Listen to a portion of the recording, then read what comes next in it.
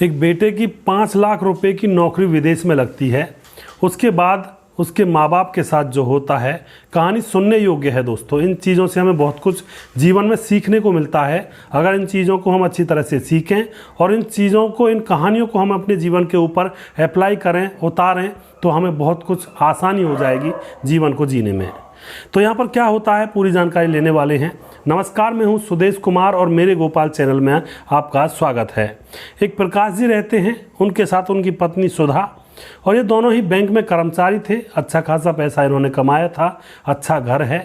यह दोनों अपने बेटा दीपक और अपनी बहू सुधा के साथ रहा करते हैं। बेटा दीपक जो कि इंपोर्ट एक्सपोर्ट कंपनी में बड़ा अफसर है, और जो पत्नी है उसकी सुधा, वह हाउसवाइफ है, और इनका एक बेटा भी है 5 साल का राहुल। तो यह पूरा परिवार एक साथ रहा करता है, दादा दादी और दीपक और उसकी पत्नी और उनका बेटा। दीपक कमाने खाने के लिए अपनी कंपनी में जाया करता, नौकरी के लिए। घर पर माँ बाप रहा करते। अब जो प्रकाश जी और सुधा जी हैं, जो बुज़ुर्ग औरत हैं, बुज़ुर्ग महिला और बुज़ुर्ग आदमी जो इस घर में रहते हैं, यह दोनों सुबह सुबह टहलने के लिए घूमते, और टहलने के बाद जब वे वापस आते हैं अपने घर की बालकनी में बैठ जाया करते हैं, वहाँ पर बैठकर चाय का आनंद लिया करते हैं। तो सुधा और प्रकाश जी दोनों चाय पीते पीते बालकनी में बैठे हुए हैं। सामने एक पेड़ है और पेड़ पर एक चिड़िया आती है और कहीं से तिनका उठा कर लाती है और उस तिनके से घोंसला बनाती है, और धीरे धीरे इसी तरह से वह घोंसला बना रही है। प्रकाश जी रोज़ उस घोंसले को देखते हैं। कुछ दिन गुजर जाते हैं तो एक दिन वह आता है जब वह चिड़िया पूरा घोंसला बनाकर तैयार हो जाती है, और दूसरे दिन उस घोंसले के अंदर चिड़िया ने अंडे दे दिए थे। चिड़िया के अंडे वहाँ पर होते हैं, चिड़िया भी वहाँ पर होती है।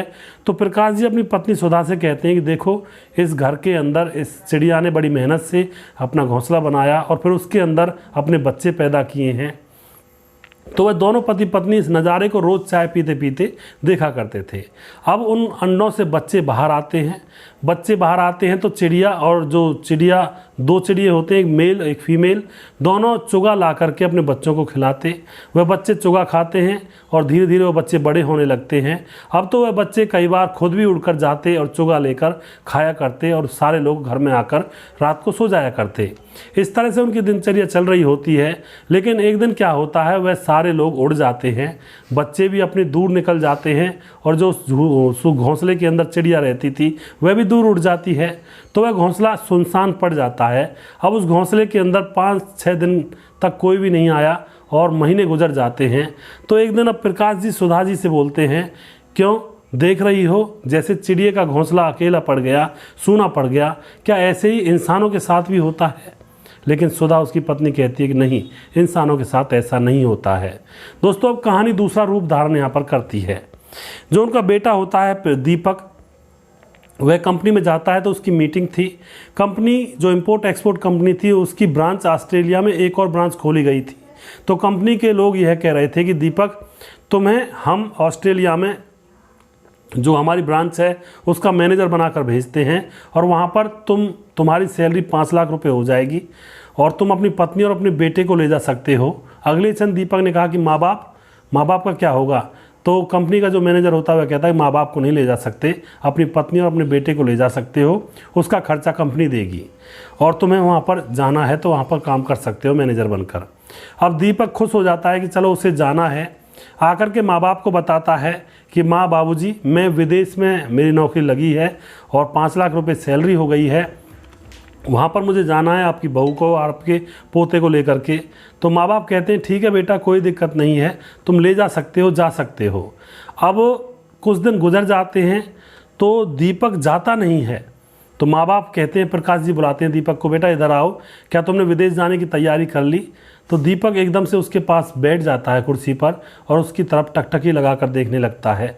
कहता है, माँ बाबूजी, वो लोग ये कह रहे हैं कि मैं जाऊंगा, मेरी पत्नी जाएगी और मेरा बेटा जाएगा, लेकिन जब हम विदेश चले जाएंगे तो तुम्हारी देखभाल कौन करेगा? मैं तुम्हारे बगैर नहीं जा सकता। तुम तो मेरी दुनिया हो, तुमने इस दुनिया में मुझे जीना सिखाया, जन्म दिया, पैदा किया, मेरी परवरिश की, और आज तुम्हारे बुढ़ापे के मोड़ पर मैं तुम्हें छोड़ करके विदेश जाकर बैठ जाऊं, मैं ऐसा नहीं कर सकता, मुझे वह नौकरी पसंद नहीं है। दोस्तों यह बात सुन करके वह कह देता है कि मैं बिल्कुल भी नहीं जाऊंगा आप लोगों को छोड़कर। जब यह बात कहकर दीपक अंदर चला जाता है तो प्रकाश अपनी पत्नी सुधा की तरफ देखता है और सुधा एकदम से अपने पति की तरफ देखकर मुस्कुराती है और कहती है, मैंने कहा था ना कि पक्षियों के जैसे घोंसले सुनसान पड़े रहते हैं, इंसानों के घर उस तरह से सुनसान कभी भी नहीं होते हैं, उनमें हलचल होती रहती हैं। तो दोस्तों ये जो बात है ये तभी लागू होती है जब औलाद सही हो। कुछ औलादें ऐसी भी होती हैं माँ बाप को यहाँ पर छोड़ कर के विदेश चली जाती हैं और फिर हालचाल तक नहीं पूछती हैं। उनकी माँ बाप मर भी जाते हैं, उनके माँ बाप का अंतिम संस्कार पड़ोसी तक करते हैं तो भी वह देखने के लिए नहीं आते हैं। तो यह भी एक पक्ष है और एक सही भी पहलू है। अगर औलाद अच्छी है तो पहलू सही है, अगर औलाद बेकार है तो पहलू खराब है। कई बार आपने देखा होगा माँ बाप तरसते रह जाते हैं लेकिन औलाद विदेश में ही रह जाती है, वापस नहीं आती है और कहते हैं कि हमारे बेटे समृद्ध हो गए, कमाने खाने लगे।